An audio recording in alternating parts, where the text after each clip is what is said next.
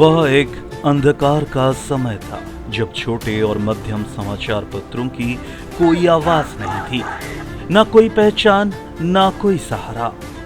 सरकारें और संस्थाएं केवल बड़े अखबारों की बात करती थी, जिनकी सर्कुलेशन हजारों में नहीं लाखों में थी। और छोटे मध्यम समाचार पत्र जो गांव और कस्बों की सच्चाई लिखते थे, उन्हें ना कोई विज्ञापन मिलता था और ना तो कोई आर्थिक सहयोग, ना ही कोई सहायता और ना ही मान्यता मिलती थी।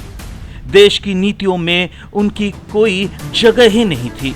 पत्रकारिता का मतलब मानो केवल बड़े नाम रह गए थे और इन छोटे अखबारों की कलम जैसी किसी ने चुप कर दी थी।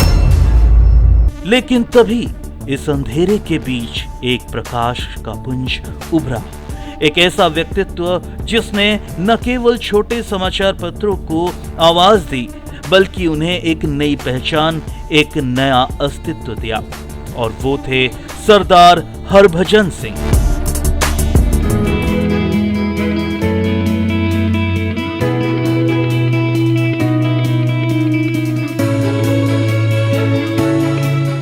सरदार हरभजन सिंह छोटे और मध्यम समाचार पत्रों के मसीहा। कभी कभी इतिहास में ऐसे लोग जन्म लेते हैं जो स्वयं से बड़े उद्देश्य के लिए जीते हैं, और ऐसे ही थे सरदार हरभजन सिंह, एक नाम जो आज भी छोटे और मध्यम समाचार पत्रों के हर पन्ने पर गूंजता है। सरदार हरभजन सिंह सफेद वेशभूषा में सजे, लाल पगड़ी में दमकते हुए हर सभा में, हर गलियारे में जोश, सादगी और ऊर्जा का प्रतीक बनकर चलते थे। वे केवल एक पत्रकार नहीं थे, एक विचार थे, एक आंदोलन थे। उन आवाजों के जो बड़े अखबारों के शोर में दब जाती थीं। कभी छोटी और मध्यम समाचार पत्रों को कोई पहचान नहीं थी। सरकारें सुनती तो थीं पर समझती नहीं थी। पर सरदार हरभजन सिंह ने ठान लिया, अगर छोटे समाचार पत्र नहीं होंगे तो देश की सच्ची आवाज कौन बताएगा।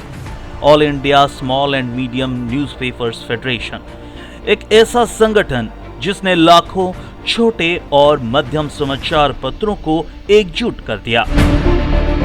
पर मेरे मित्रों, सरदार हरभजन सिंह की सबसे बड़ी पहचान केवल उनके संघर्ष से नहीं, बल्कि उनकी ईमानदारी से थी। वे इतने सत्यनिष्ठ थे कि अपनी स्वयं की पत्रिका द इंडियन ऑब्जर्वर के लिए उन्होंने कभी सरकार से कोई विज्ञापन नहीं लिया।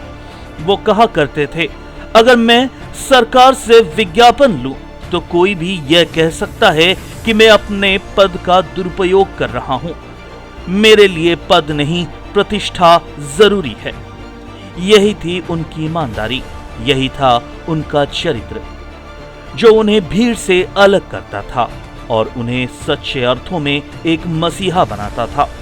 उनकी दृष्टि और कर्म के कारण आज all India small and medium newspapers federation देश का सबसे बड़ा संगठन है, जिसके सदस्य हजारों छोटे कस्बों, शहरों और गांव तक फैले हैं। 21 नवंबर 1938 को जन्म और 5 अप्रैल 2006 को देह छोड़ने वाले सरदार हरभजन सिंह ने अपने जीवन को देश की सच्ची आवाज पत्रकारिता के नाम समर्पित कर दिया। उन्होंने कभी संकीर्ण सोच नहीं अपनाई, ना ही ईर्ष्या, ना द्वेष, सिर्फ सेवा और समर्पण और सत्य की साधना की। आज भी जब कोई छोटा या मध्यम समाचार पत्र अपनी पहली प्रति छापता है तो उसकी स्याही में छलकता है सरदार हरभजन सिंह का सपना, उनका संघर्ष और उनका आदर्श। सरदार हरभजन सिंह वो मसीहा जिसने छोटे और मध्यम समाचार पत्रों को आवाज दी, वो ज्योति जिसने पत्रकारिता के अंधेरे को रोशनी में बदला। हम नमन करते हैं उस आत्मा को जिसने कहा था, छोटा अखबार नहीं, छोटा आदमी सोच से बनता है। भारत में छोटे और मध्यम समाचार पत्रों की संख्या बहुत अधिक है।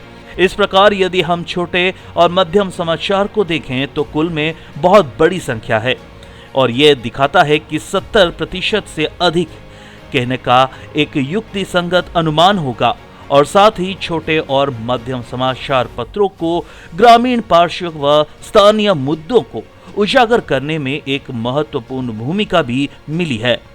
उनकी कोशिश से आज भारत में 70% से अधिक समाचार पत्र छोटे और मध्यम श्रेणी के हैं। ये समाचार पत्र गांव कस्बों तक पहुंचते हैं।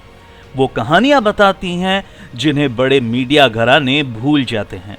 इस संगठन को भारत सरकार द्वारा मान्यता प्राप्त है और इसके प्रतिनिधि press council of India, central press accreditation committee, news print price fixation committee, DAVP empanelment committee, journalist and non journalist wage board, ministry of labour and employment government of India, VAT advisory committee, Delhi government इत्यादि और अन्य कई सरकारी संस्थाओं में शामिल हैं। All India small and medium newspaper federation का मुख्यालय दिल्ली के कन्नॉट प्लेस में स्थित है।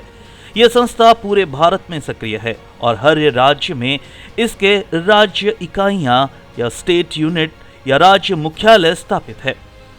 इन राज्य इकाइयों के माध्यम से संगठन देश के छोटे और मध्यम समाचार पत्रों की समस्याओं को स्थानीय स्तर पर समझता है और केंद्र सरकार तथा राज्य सरकारों के साथ समन्वय स्थापित करता है।